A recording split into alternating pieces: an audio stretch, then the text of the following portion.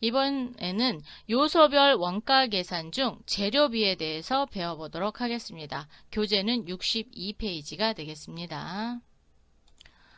재료와 재료비를 구분할 줄 알아야 되겠죠? 자, 재료는 뭐고 재료비는 뭐예요?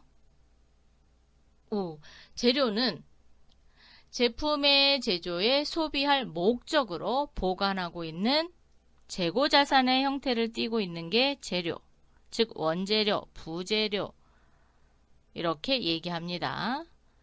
재료비는 소비된 거죠. 그래서 원가의 형태로 변형된 가치를 말해요. 그래서 제조 과정에서 소비되어 원가 형태로 변형되는 가치를 재료비라고 하는 거예요. 그래서 재료비는 원가고 재료는 재고자산이 되겠습니다. 재료비를 분류하면 사용 형태에 따라 분류를 하기도 하고 추적 가능성에 따라서 분류를 합니다. 우리가 추적 가능성은 여러분 많이 했을 거예요. 직접 재료비, 간접 재료비. 즉 특정 제품에 몽땅 다 보냈느냐 아니면 여러 제품에 공통적으로 사용되는 보조비냐 이거에 따라서 직접 재료비와 간접 재료비로 나눴었거든요. 자, 그러면 사용 형태에 따라서 분류를 하면 주요 재료비가 있어요. 자, 주요 재료비는 한마디로 말하면 주 재료비가 되겠죠. 주 재료비는 제품의 아주 중요한 부분을 구성하는 재료예요. 거기에 가장 대표적인 게 가구 만드는 회사는 뭐가 주재료예요? 목재죠, 목재. 종이 만드는 제지 회사는 펄프가 주재료가 되고요. 제과 회사는 밀가루, 자동차 회사는 철판. 왜냐면 자동차 이렇게 그 판 만들어야 되잖아요. 그렇기 때문에 철판 같은 게 주요 재료비, 주 재료비라고도 또 얘기합니다. 부품비. 부품은 부품을 소비함으로써 발생되는 원가인데 자동차 회사에서 보면 타이어 없으면 안 되잖아요. 그죠? 그래서 타이어, 선박의 엔진, 뭐 자동차에서도 엔진도 부품비로 들어가기도 하죠. 예. 근데 자동차에서 부품비를 엔진이다 이렇게 얘기하기는 좀 그런 게 왜냐면 자동차는 엔진이 없으면 못 가잖아요.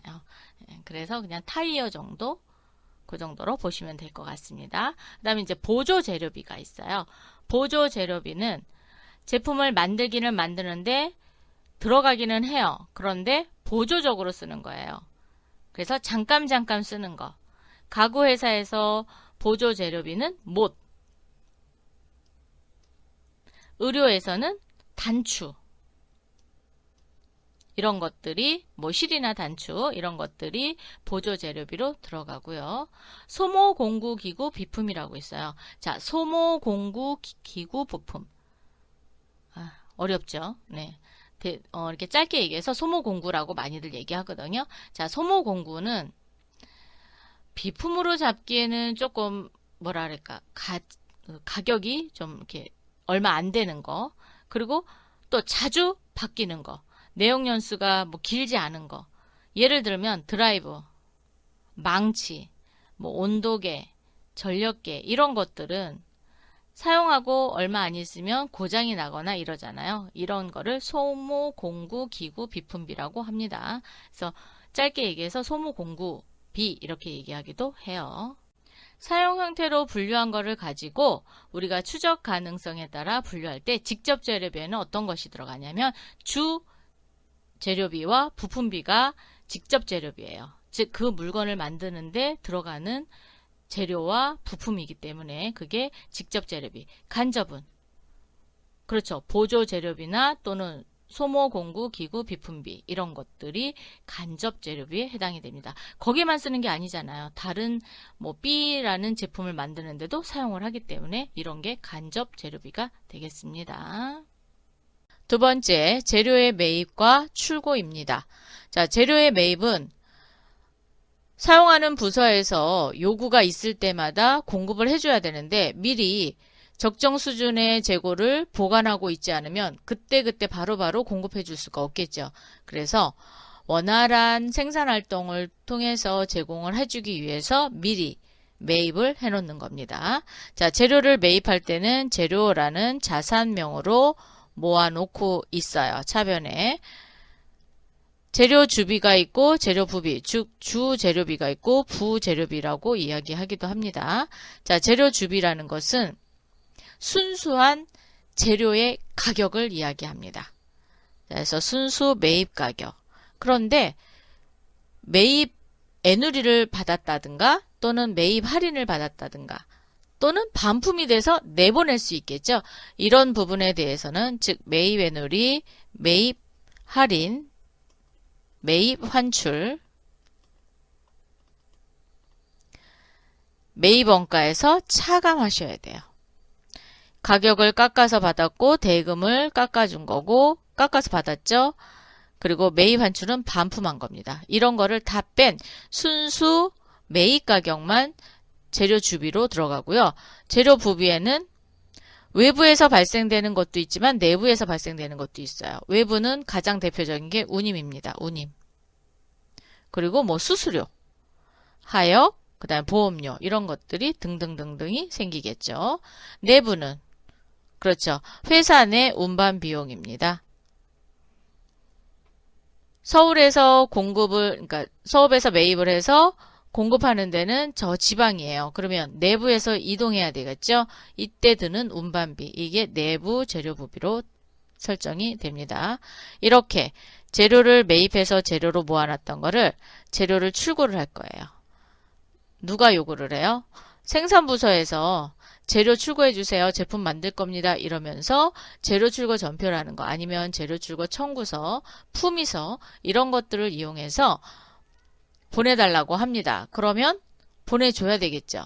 자, 그래서 재료를 출고를 하면 재료비라는 계정으로 먼저 대체를 시켜 주시고요. 소비, 즉 제품을 만드는데 들어갔다. 그러면 제공품과 제조 간접비로 구분을 하죠. 자, 그만큼 재료비를 대체시켜 주시면 되는데 제공비는 자, 제공품은 직접 재료비, 제조 간접비가 간접 재료비가 되겠습니다. 그래서 제공품과 제조 간접비로 출고를 잡으시면 됩니다. 재료비의 계산에는 재료 소비량에 따라서 계산하는 방법 3가지 방법이 있어요. 자, 창고에 있던 재료를 출고하면서 재료비라는 원가로 했고 또 재료비가 어떻게 돼요? 나중에 소비액으로 원가 계산할 거잖아요. 이때 재료의 소비량을 계산하는데 계산하는 방법 중에 계속기록법이 있어요. 계속기록법은 출고를 할 때마다 또는 입고를 할 때마다 재료가 들어오거나 나갈 때 그때그때 바로바로 기록하는 거예요. 즉 입고와 출고를 계속적으로 기록을 하기 때문에 뭘 알 수 있냐? 단기 소비량을 계산할 수 있는 방법을 계속기록법. 공식은 기초 재고량의 단기 매입액, 매입량 그리고 단기 소비량을 빼시게 되면 기말 장부 재고량이 나오는 겁니다. 즉 기말 재고 수량이 몇 개나 되는지 계산을 통해서 나오는 거예요. 실제로 조사해서 나오는 게 아닙니다. 그래서 계속기록법은 장부상으로 기말 장부 재고량을 계산하는 거고 장점은 재고 감모 수량을 쉽게 파악할 수 있어요. 어디가 뭐가 잘못됐는지를 금방금방 찾아낼 수 있어요. 그런데 단점은 그렇죠. 계속 기록함으로 인해서 업무량이 증가할 수도 있고 또 시간적으로 많이 필요할 수도 있습니다. 실지재고조사법은 실지 재고를 조사한다. 창고에 가갖고 몇 개 남았는지 즉 기말 재고액이 몇 개 있냐라는 거를 알아내는 거예요. 그래서 얼마나 소비됐는지를 역으로 추정하는 방법이 되겠습니다. 즉 실사 재고량을 파악해서 단기 소비량을 추정하는 방법. 계산식은 기초 재고량 더하기 단기 매입액에 그렇죠. 실제로 조사한 기말 실사 재고량이 들어갑니다. 실지 재고량. 그러면 단기 소비량을 계산하는 게 실지 재고 조사법. 장점은 계산 실무가 아주 간편합니다. 그런데 단점이 있어요. 비정상 간모 수량의 추적이 어렵습니다. 이게 정상적으로 발생된 간모 수량이냐 아니면 비정상적으로 간모가 됐느냐, 즉 손실이 됐느냐, 그 추적이 어렵다라는 단점이 있습니다. 역산법은 제품의 생산량과 재료 소비량 사이에 비례적인 관계가 있을 때에만 적용하는 방법이에요. 그래서 잘 안 쓰기는 해요. 또 쓰시는 회사들도 있기는 합니다. 그래서 추정 소비량을 구하는 때 쓰기를 합니다. 그래서 제품의 완성량에다 제품 단위당 표준 소비량을 곱해서 추정 소비량을 찾아내는 방법입니다. 자, 이렇게 해서 세 가지 방법을 알아봤고요. 두 번째는 재료 소비 단가의 계산입니다. 즉 가격에 의해서 계산하는 방법이겠죠. 자, 개별법부터 총평균법, 이거 말고도 또 있어요. 그렇지만 5개만 배워보도록 하겠습니다. 개별법은 말 그대로 한 개 한 개, 즉 제품별로 또는 재료별로 출처를 추적해서 단가를 설정하는 방법입니다. 이렇게 개별법을 하는 경우에는 어느 때 쓸 것 같으세요? 재료 종류가 많을 때? 많을 때는 못 써요. 개별법. 그래서 재료의 종류나 규모가 작은 경우 아니면 고가의 재료다. 이런 경우 그럴 때 사용하는 방법이 개별법. 선입선출법은 먼저 들어온 걸 먼저 내보내는 거죠. 그래서 처음 입고된 것부터 차례대로 내보내는 건데 물량 흐름과 일치한다는 장점이 아주 크게 부각되고 있습니다. 후입선출법은 나중에 들어온 거를 먼저 내보냅니다. 그러면 최근에 재고는 그렇죠. 제일 먼저 들어온 게 재고로 계속 쌓이겠죠. 그래서 나중에 입고된 것부터 우선 소비하는 것으로서 물량 흐름하고는 일치하지만 물가 상승했을 때 법인세 절감 목적으로 사용할 수 많다. 왜냐하면 그렇죠. 물가는 계속 올라가요. 그런데 기말 재고액은 어떻게 돼요?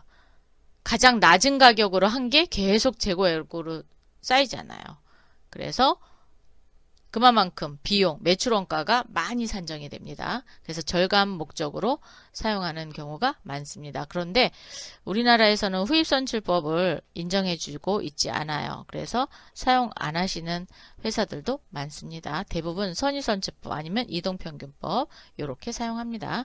이동평균법은 가중평균을 드는 거예요. 즉 재료가 있고 할 때마다 가중평균을 계산해요. 즉 평균 단가를 요거를 출고 단가로 적용하는 거를 이동평균법. 그래서 이동평균법은 평균법 중에 하나긴 하지만 그렇죠. 출고할 때마다 단가가 다 변하는 거예요. 이게 이동평균법이 되겠습니다. 계산식을 보면 매입 직전에 재고 수량 더하기 이번에 한 매입 수량 그리고 먼저 매입 직전에 재료 재고액에다가 이번에 매입한 재료 매입액을 더해서 계산하시면 이동평균법 단가가 계산이 됩니다. 총평균법은 뭐 한 달이면 한 달, 아니면 일주일이면 일주일. 일주일은 거의 안 하고 한 달. 대부분 왜냐면 원가는 한 달 한 달 계산 많이 하거든요. 그래서 총평균법 같은 경우는 일정 기간, 즉 한 달에 수입한 매입액에다가 매입 수량으로 나눠서 총평균 단가를 구해요. 이 총평균 단가가 뭐가 되는 거예요? 출고 단가가 되는 겁니다. 그렇게 해서 적용하는 방법이 되겠어요. 그래서 총평균법까지 배워봤습니다. 재료라는 것은 아무리 보관을 잘하고 그래도 그리고 또 기록도 잘한다 하더라도 이상하게 차이가 나요. 왜냐면 파손될 수도 있고요. 그죠? 도난당할 수도 있죠. 또 부패도 될 수 있어요. 그리고 수증기처럼 증발할 수도 있어요. 이런 파손, 도난, 부패, 증발로 인해서 수량이 감소하죠. 이 감소하는 것을 재료 감모 손실이라고 합니다. 즉, 장부상 수량과 실제 수량과의 차이가 발생하는 것을 뭐라고 한다요? 감모 손실이라고 해요. 이 감모 손실은 정상적이냐 아니면 비정상적이냐에 따라서 정상적이다. 그러면 매출원가의 가산. 비정상이다. 그러면 영업 외 비용으로 처리합니다. 처음에 재료 감모 손실이 발생했다. 그러면 차변의 재료 감모 손실 그리고 재료 이렇게 합니다. 그래서 재료 감모 손실이 정상적이냐 비정상적이냐를 또 구분을 해요. 그래서 재료 감모 손실이 정상적이다. 그러면 제조 간접비에 넣어서 매출원가에 포함을 시키고요. 비정상적이다. 그러면 영업외 비용. 그래서 손익 처리합니다. 이렇게 해서 대체를 하시면 되겠습니다. 그럼 이 재료 간접비가 어디로 가는 거예요? 그렇죠. 제공품 계정으로 다시 대체가 되겠죠. 재료 평가 손실은 평가. 재료를 샀어요. 샀는데 월말이 됐어요. 월말이 됐는데 샀을 때의 금액보다 떨어진 거예요. 그러면 쓰지도 않았는데 재료의 금액이 떨어졌죠. 이렇게 장부상 원가가 즉 실제 원가가 장부상 원가보다 하락한 경우 높을 때는 안 해요. 자, 하락한 경우에 시가와 원가의 차액을 재료평가 손실이라고 합니다. 이 재료평가 손실은 재료 계정에서 차감하고 매출원가에 가산하게끔 되어 있어요. 분계를 보시면 재료평가 손실 발생 시 재료평가 손실이라는 계정으로 하고 대변에 재료를 그만큼 빼주면 됩니다. 그리고 이 재료평가 손실을 처리했을 때는 그렇죠. 매출원가에 포함을 시켜줘야 되겠죠. 그래서 재료평가 손실을 대변으로 내보내고 차변에 매출원가로 계산해서 해놓으시면 될 것 같습니다.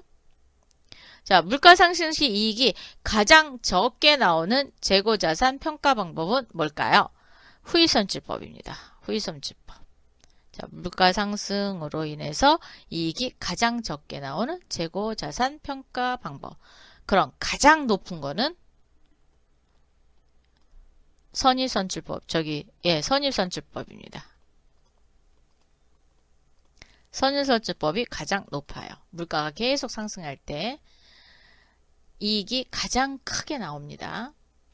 자, 실질재고조사법에서 사용이 불가능한 재고자산 평가 방법은 이동평균법입니다. 왜? 단가가 계속 바뀌잖아요. 그죠? 들어올 때마다 계속적으로 바뀝니다. 감모손실이 없다는 가정하에 계속기록법과 실질재고조사법의 매출원가와 기말재고액이 동일하다면 똑같이 나오는 방법은 선입선출법입니다. 선입선출법. 요거는 외워두시기 바랍니다. 잘 나오더라고요. 이런 문제는. 교재 67페이지 기본 문제 풀어보도록 하겠습니다. 1번 다음 가로 안에 알맞은 말을 써 넣으시오. 재료비는 사용 형태에 따라 이렇게 네 가지로 구분된다 그랬어요. 자, 뭐죠?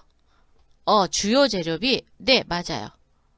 주요 재료비.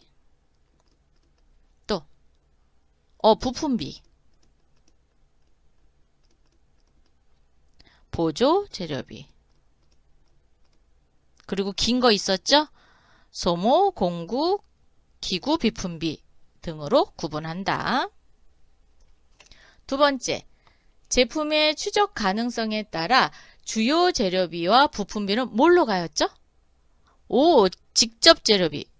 역시 공부 잘하셨네요. 직접 재료비. 보조 재료비와 소모, 공구, 기구, 비품비는 간접 재료비이다. 재료 소비량을 계산하는 방법. 자, 소비량을 계산하는 방법이에요. 뭐뭇이 있었어요? 계속기록법, 실지 재고조사법, 그리고 역산법이 있었죠. 재료 소비 단가를 계산하는 방법에는 총 5가지를 배웠어요, 우리가. 이거 말고도 또 다른 방법도 있긴 하지만 5가지 배웠어요. 자, 개별법, 선입선출법, 후입선출법, 이동평균법, 총평균법 등으로 나눴습니다. 재료 감모 손실이 정상적입니다. 그럼 어디로 들어갔죠? 오, 매출원가, 즉 제조간접비 가로 열고 매출원가 계정으로 갔어요. 그죠? 그리고 비정상적이면 영업의 비용이므로 어디로 갔었죠? 손익계정. 그래서 여러분이 손익계정 중에 비정상적인 거 뭐 있어요? 재료, 감모, 손실이라는 계정으로 갔어요. 이렇게 해서 풀어봤고요. 두 번째, 충남공업사는 재료를 전액 외상으로 매입하고 있다. 다음 자료를 이용하여 필요한 분기를 하고 계정에 기입하시오. 재료하고 외상 매입금 계정으로 기장, 즉 전기하라는 얘기죠.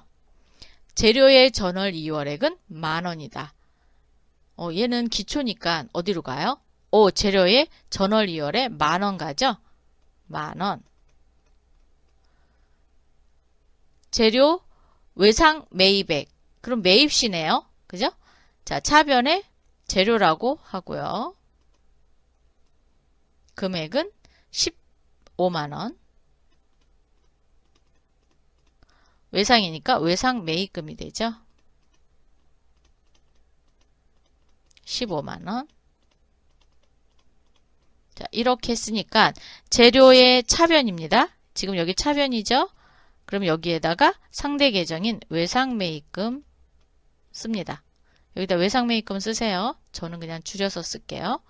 150,000원. 그리고 외상 매입금은 대변이죠? 그리고 재료라는 상대 계정을 씁니다. 그래서 150,000원.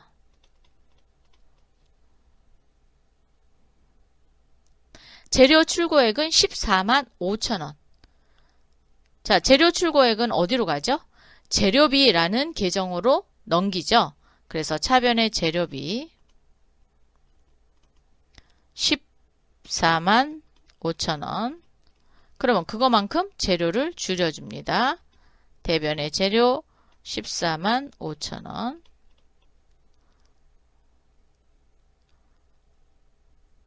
외상 매입금 전월 2월액 20,000원, 외상 매입금 현금 지불액 140,000원.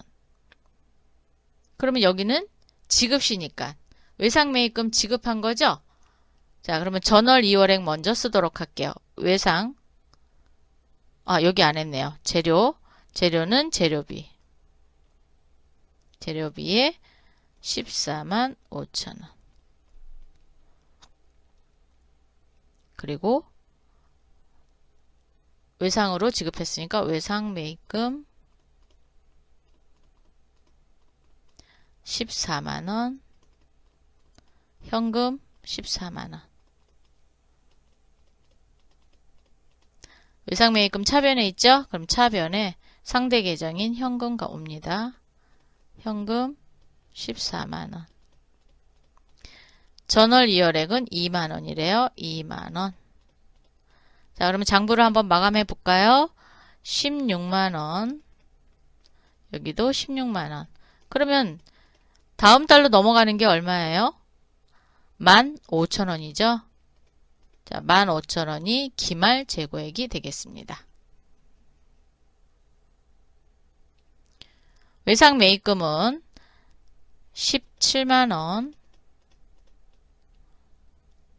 그러면 170,000원에서 140,000원을 빼니까 3만원만큼만 결제를 해주면 되겠네요. 그죠? 자, 이렇게 해서 장부까지 기장해 봤습니다. 세 번째, 주식회사 대안의 3월 중 재료에 관한 자료는 다음과 같다. 분개를 하고 아래 계정에 전기하시오. 그랬어요.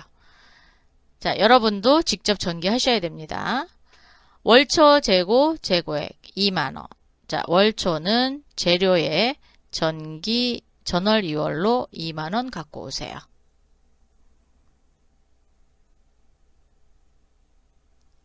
갖고 오셨어요? 당월 재료 매입액 외상으로 15만원 됐습니다. 그럼 여기 재료 매입 시에 재료 15만원, 외상 매입금 15만원. 원래 외상 매입금 계정이 있으면 외상 매입금 계정도 기장하시면 됩니다. 근데 지금은 원가에 대한 것만 기장하도록 되어 있어서 외상 매입금은 안 하고 재료만 가겠습니다.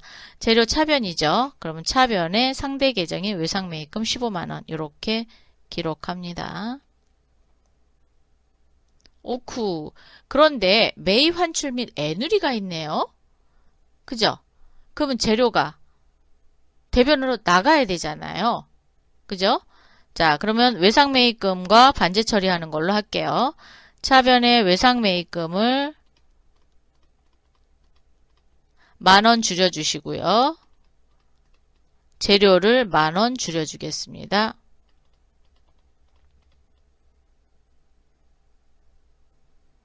그러면 재료가 대변에 있죠? 그래서 재료의 대변에 외상 매입금 10,000원 이렇게 기록했어요.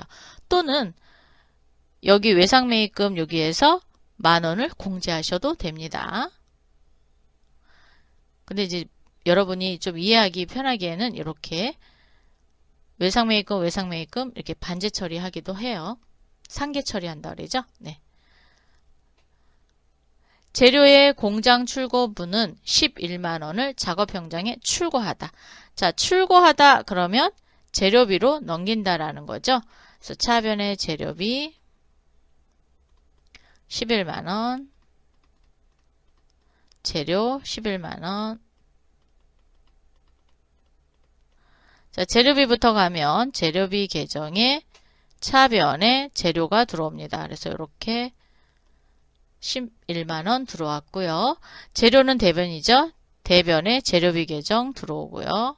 그래서 11만원이 재료비 계정으로 대체가 됐습니다.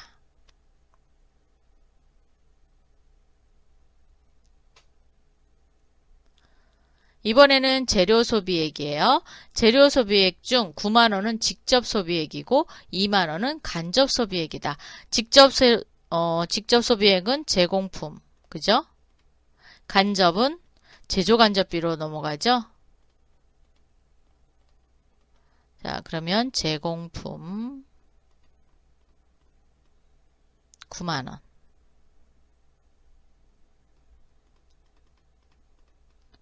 제조 간접비 2만원. 그리고 재료비는 11만원이 되겠습니다. 자, 그러면 재료비 계정은 제공품과 제조간접비가 있기 때문에 제자라고 해서 11만원. 제공품은 9만원만큼 늘어나면 되겠죠? 그래서 차변의 재료비 9만원. 제조간접비도 재료비 2만원. 이렇게 해서 모두 기장했습니다. 다음에 또 만나요. 수고하셨습니다.